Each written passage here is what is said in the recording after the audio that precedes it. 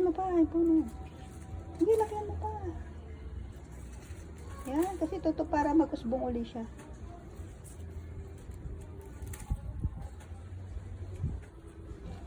Sige po dito mo siya. Di ba ka iniwan yung gate natin? Ang gamit natin din. Walang dibig-dibig ito kasi.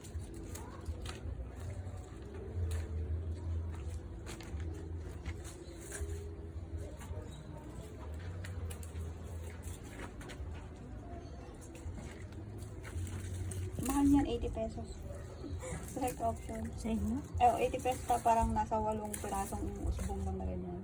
Tingkay. Grabe ba?